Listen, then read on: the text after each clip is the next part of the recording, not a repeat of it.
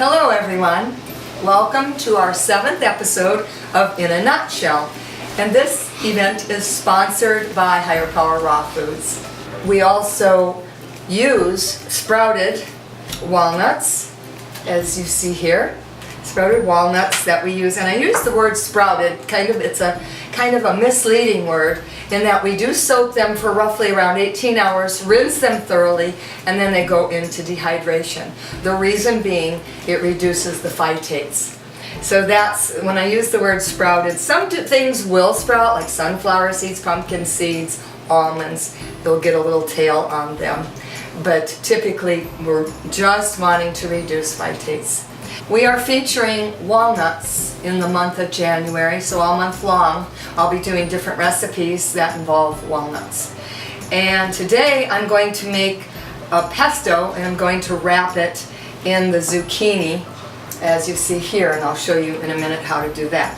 First, let's get started with making the pesto. Okay, so I have 4 ounces of basil here, and I put that right in the food processor. And everything we use is organic, just for your awareness. And then I have about half a cup of onion, around 3 ounces of onion to put in there. And then I'm using 2 cloves of garlic, they're rather small.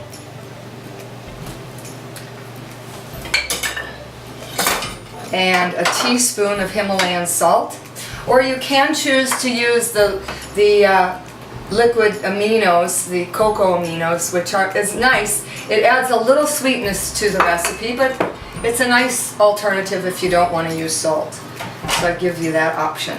And then I'll throw in the walnuts, the sprouted walnuts. There we go. And now we'll just blend this up. This doesn't have to be really creamy like you would make a pesto. It's a filling for these zucchini strips that I've made, and we're going to give that a shot right now. This is when you are using the mandolin. I've had several. I've had mandolins that were very expensive, stainless steel, but you know what, the plastic one, someone gave me this, and it has different blade inserts, so you can use different cuts for whatever you're choosing to do. Well, one thing I really caution you and really highly recommend is be really focused on what you're doing, because I have cut myself on this thing and it ain't pretty. So, and it hurts a whole heck of a lot. So I will use this guard. There's another attachment that goes with this guard, but this works. So you're just going to just gently slide your zucchini, and you can bring it back like that also. And then there you have a few strips, as you see here. So I also made, I chopped up some sun-dried tomatoes that I soaked overnight, and I made a very simple marinara to drizzle over your finished product. So I'm going to take this and put this in the bowl, and then you'll fold in, I chopped up these sun-dried tomatoes too to put inside your filling. If you want, you can leave it like this, which is also nice. And we'll just chop them up a little, really fine.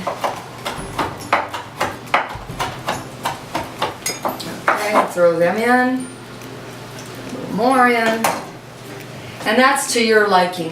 You can either, like as I said, not put them in.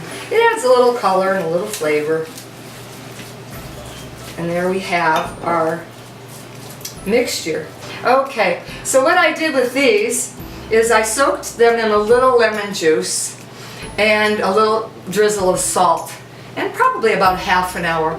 And then I rinse them, and they stay flexible that way. Okay, so our the filling, I'm just showing you different garnish possibilities. And of course the sky's the limit. You could put an olive on there. And you can put as much as you want. I kind of spread it out. Again, in season, when we know how plentiful zucchini are, we can, the zucchinis are much bigger in size, so it makes it a little easier to work with than these thin things. So I made a marinara sauce, and the marinara is 1 cup of dried tomatoes, and then I put about 1/2 cup of onion, a tablespoon of Italian seasoning, and then about a tablespoon of dates. Date paste is what we use, but it just kind of takes the edge off of the tomato. And then of course a teaspoon of salt and 2 cups of water. And I blend it in the Vitamix until it's smooth, and then you have your marinara sauce. And it's great if you do spiralized zucchini, you can just use the sauce and drizzle it over it. But this is also something that you can do, and that is just to drizzle it over your zucchini here today. And that also is nice. So you have some options, and like I said, you could use olives. I think that's about it. If you want to see a recipe that you haven't seen and you'd like us to try it, or you have a question, please feel free to contact us. We'd love to hear from you. Like us on Facebook, and check our monthly deals. This month it's 15% off your entire order, and $1 off of a 12-ounce bag of walnuts. Thank you for joining us. Bye.